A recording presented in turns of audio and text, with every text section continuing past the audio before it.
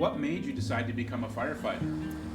There's such an excitement to being a firefighter. The camaraderie and the family makes you feel good about who you are. You know what I mean? But on the other side of that, there's danger. Being trapped inside of a fire, a structure fire, being overran by a wildland fire, technical rescue stuff, being trapped or impinged in that. The active incidents is what I always thought would be what would get me, not being off duty and sitting in a hospital bed. That didn't even cross my mind. What are the scary parts?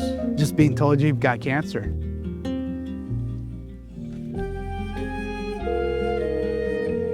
I got a phone call that I never thought I would get, even though I had a mammogram and an ultrasound and a biopsy.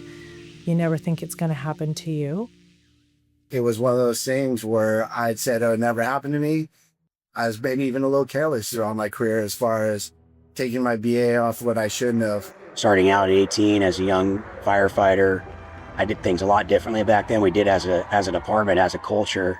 We were fighting fires, we were doing overhaul. We didn't wear our BAs in overhaul phase. We didn't wear them on car fires, dumpster fires.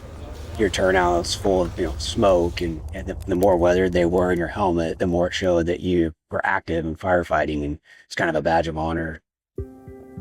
Several years ago, between myself, a few others, our dear friend Andy, who passed away, this small department's been hit pretty hard.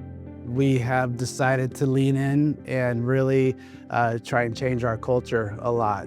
We've got the stories to back up how tough we are. We have all those. We don't need a helmet that's full of soot and carcinogens that tell our story for us. I hope that the people that see me back to work understand that it was a long road. Truly, I didn't know if I was ever going to walk in a fire station again, ever get on a rig. There was a point where I just knew that things were bad and I was afraid I wasn't going to make it. When I went in for my surgery, they took part of my colon. The worst part of the whole thing, they said, you might wake up with a colostomy. And I just didn't know if I could take that. It meant that my fire service career was over and I wasn't really ready to end it. I had a lot of surgeries, had to go through chemotherapy. My family had the hard part. They had to come to the terms of we might lose our dad, we might lose my husband. All this was almost lost from carelessness throughout my whole career.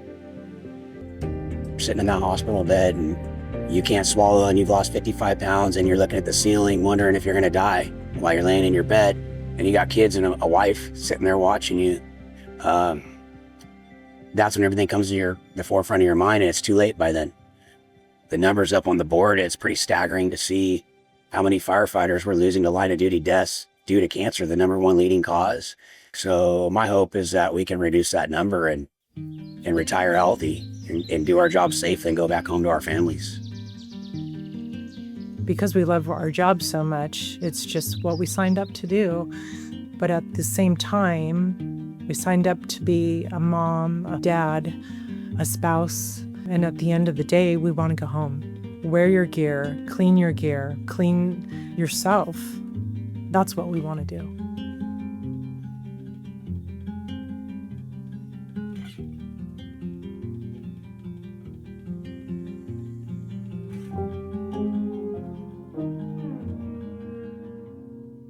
Tender wind dancing on my skin makes me stay in bed a little longer to hear you breathing.